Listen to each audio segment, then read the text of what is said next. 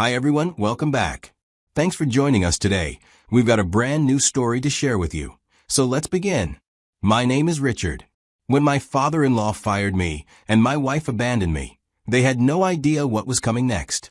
They thought they could ruin my life and walk away without consequences. But that's not what happened. You're going to hear everything. From the beginning. From the calm, before the storm. And when we're done, you'll understand exactly why I didn't raise my voice. I didn't need to. Before everything went sideways, I was already working for my father-in-law long before I ever crossed paths with her daughter, Vivian. Back then, things were good. I was hired into his company as a creative strategy lead, which basically meant I ran the team responsible for dreaming up new ideas and turning them into plans that marketing and research could actually use. I was in charge of shaping what the future could look like for the company, merging imagination with data, helping different departments work together towards something innovative. People respected my work, my strategies got noticed, and my name held weight in meetings. At the time, I had no idea how temporary all of it would turn out to be. One evening, the ideation team was invited for a thank you dinner at the CEO's residence. It was meant to be simple. A few hours, good food, maybe some light conversation. But that night changed everything. That was the first time I met Vivian. She wasn't just beautiful. She had a presence, a confidence that stood out. She didn't treat me like just another employee. She listened. She asked questions. The connection between us felt like we'd known each other longer than we had. But of course, it wasn't going to be that easy. Not in her world. Her father had different plans. He'd already handpicked someone from their social class, someone with a family name that would strengthen his own, he thought was a better fit. I wasn't that guy because I came from a different background. That wasn't enough for him. And I understood. I'm not the kind of person to force myself into a space I'm not wanted. So I told Vivian the truth. I'd walk away. If marrying me would cause a rift in her family or ruin the relationship she had with her father, then I'd rather let her go than be the reason for that kind of fallout. I was willing to step back. But she wasn't. Vivian looked me dead in the eye and said she wasn't going to live a life built on her father's choices. She said she loved me, and she wasn't giving me up for anyone. Her father may have been cold and controlling, but he wasn't stupid. He knew pushing her too hard might break whatever bond they had left. So, reluctantly, he agreed. Not because he suddenly approved of me, but because he feared losing his only daughter. We got married. The wedding was nothing short of spectacular, and the guest list read like a Fortune 500 gala. Politicians, industry leaders, and media figures showed up that day. My father-in-law played the doting host, but I could feel it. His approval didn't reach his eyes. He shook my hand like it was a formality, not a gesture of warmth. And as time passed, that chill didn't thaw. If anything, it hardened. After the honeymoon phase ended and the buzz from the event died down, I started seeing the cracks more clearly. I was no longer the groom. I was just the guy who married into their family. Tolerated, not embraced. They never said it directly. No one ever does in these kinds of families. They smiled in front of guests, but when it was just us, I was invisible. And just as things at home were cooling, things at work began to heat up, and not in a good way. My father-in-law kept me in the company, but I quickly realized I was walking into a trap. A few extra tasks here and there. Shorter deadlines that didn't quite make sense. More responsibilities that fell outside my role. At first, I chalked it up to pressure. Maybe he wanted to test my resilience. But in public meetings, he'd call out my strategy in front of everyone. Executives, interns, clients. He'd dissect my ideas like a university professor tearing apart a poorly written essay, even when the same ideas had previously earned the company solid results. It wasn't just pressure anymore. It was a deliberate attempt to break me. But I didn't complain at home. Vivian was close to her father, and I didn't want to be the one to drive a wedge between them. I figured if I just stayed the course and proved myself, things would eventually speak for themselves. So I stayed quiet and I kept pushing. I worked longer hours. I fine-tuned every pitch, refined every campaign, and stayed 2 steps ahead on every project. And the results were there. Campaigns that broke projections, concepts that attracted new partnerships, innovations that saved the company time and money. But none of that mattered. When we won, the credit went to the team. When something succeeded, it was a collaborative effort. But when things went wrong, even slightly, it always seemed to come back to me. Over the years, I started seeing the pattern. It wasn't about performance. It was about perception. I was being isolated, boxed in, and slowly discredited in front of the very people I once led. It wasn't about whether I was good at my job. It was about making sure no one else believed I was. At first, Vivian was everything I ever wanted, warm, funny, and fiercely in my corner. But as the years passed, I started noticing changes in her. One night, during an argument, she looked at me and said, "Maybe you don't value me." I remember the way she said it, like she had already made up her mind and was just letting me know. I did value her, but I also realized that I had been so wrapped up in work, especially with everything her father was putting me through, that I hadn't been as present as I should have been. Instead of bonding, she pulled away. Even when I make an effort to spend time with her, she'd say she had an event or something to attend. She started dressing differently. Her world started revolving around high society events and people she had never cared for before. It was like she was trying to become someone new, someone who fit better into the life her father always wanted for her. It felt like she was being pulled, or worse, pushed. I couldn't shake the feeling that her father was behind it. He'd always seen me as not good enough. I knew how manipulative he could be. The man had a way of making poison sound like wisdom. But the worst part? I had no proof, just a gut feeling and a growing distance between us. Every time I tried to bring us closer, it felt like she was already somewhere else emotionally. One evening, my wife Vivian and I were in the kitchen. She was showing me some pictures from her phone, which she had taken from a high society event she attended, which she thought was cute. The screen dimmed, and instinctively, I reached to tap it and bring the brightness back up. I swiped by mistake. The photo that came up next was Vivian, lying on the chest of another man I identified as one of the top executives at our company. This particular man had made it his mission to frustrate every plan, question every move I made in meetings, and block every promotion I might have earned. He was the errand boy of my father-in-law. When she saw it, her reaction was immediate panic. She yanked the phone out of my hands so fast you'd think it was on fire. Before I could even say a word, she was already on her feet, storming out of the room like I had done something wrong. I followed her, of course. I asked her what I just saw. I needed answers. But what I got was deflection.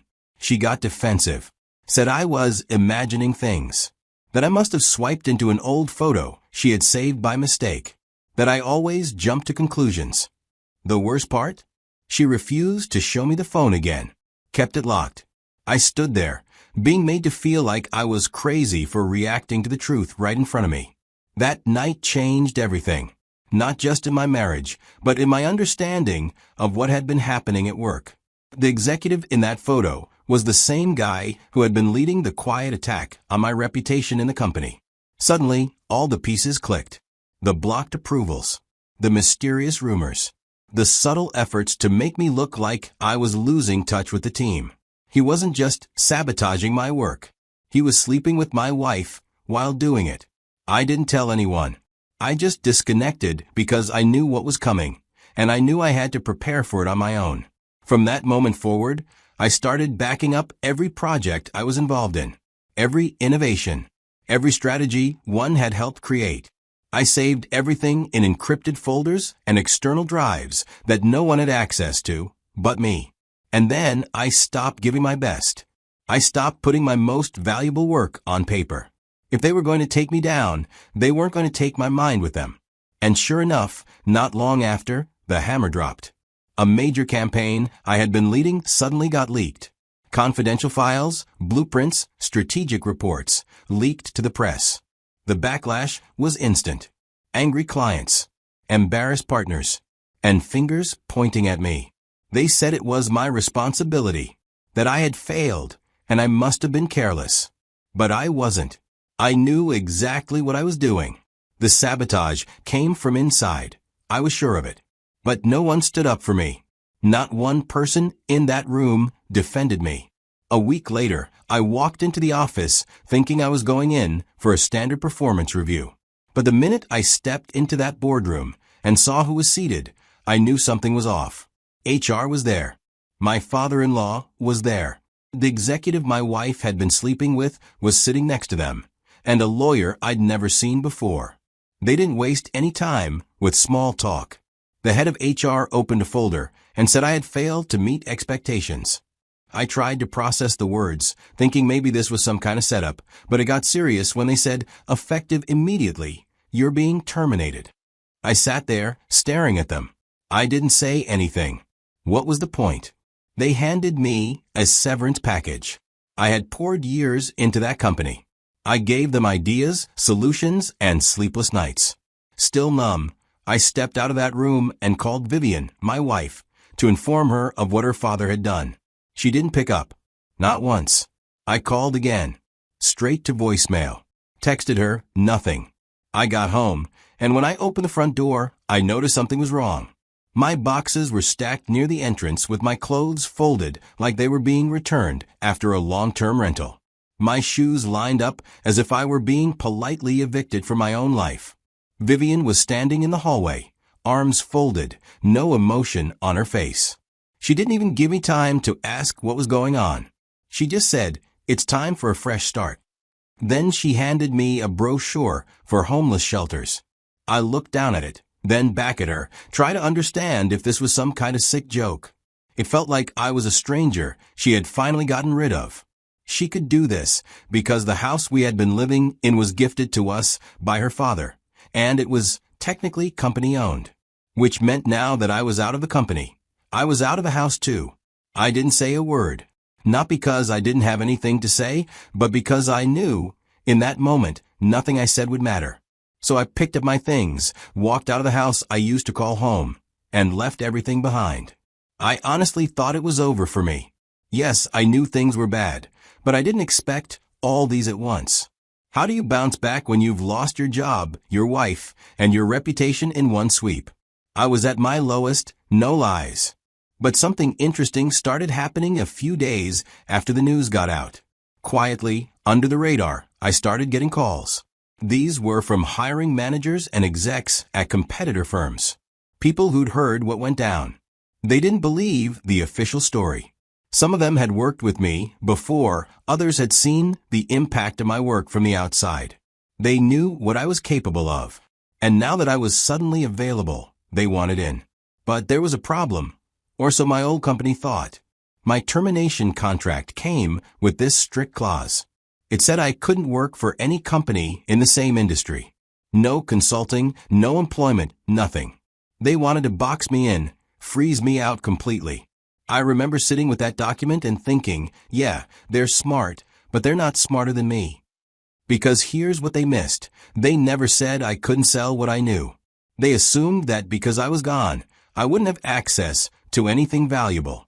What they didn't realize is that the real value was never in their building or their files. It was in me. I had kept the blueprints of every major concept I ever worked on. I knew exactly what made their innovations tick. And when I was leaving, I had been holding back my best stuff out of self-preservation. I wasn't about to give them everything while they were busy stabbing me in the back. Soon, panic started setting in over there. I could sense it. People from my old team started reaching out, casually at first, asking how I was doing, then slowly steering the conversation toward work. "Hey man, remember that projection model you showed us last quarter? We've been trying to recreate it," or "Hey, do you still have that rough sketch of the adaptive campaign system?" They weren't slick. I saw right through it. They were desperate because the new guy they brought in, he had no idea what he was doing. And without my foundational work, he was scrambling to keep the house of cards from falling. Then came the game changer. A multinational company based in the Netherlands, with operations in the U.S., reached out through a third party. They knew what had happened. They didn't care about NDAs or petty politics. What they cared about was what I could bring to the table. And I laid it out. I sold them the exact framework, strategy systems, and creative pipelines that made my ex-father-in-law's company successful in the first place. The same stuff that had driven their innovation edge for years.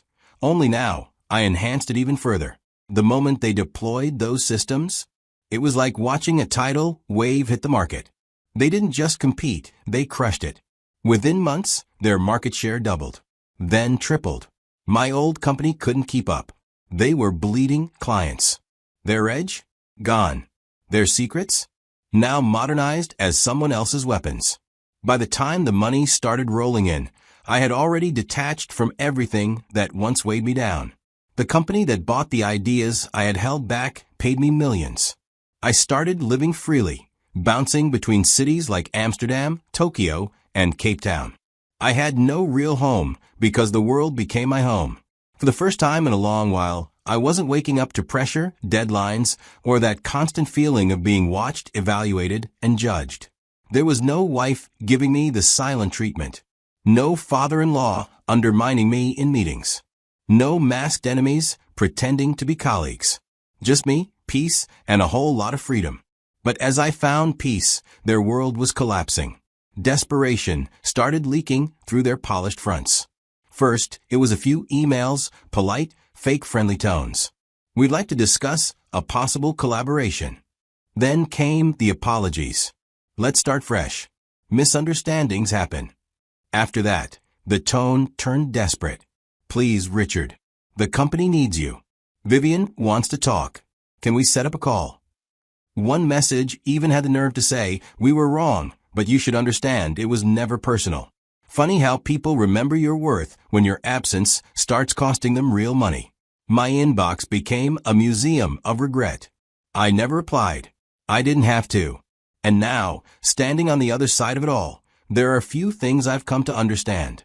First, loyalty without boundaries will get you burned.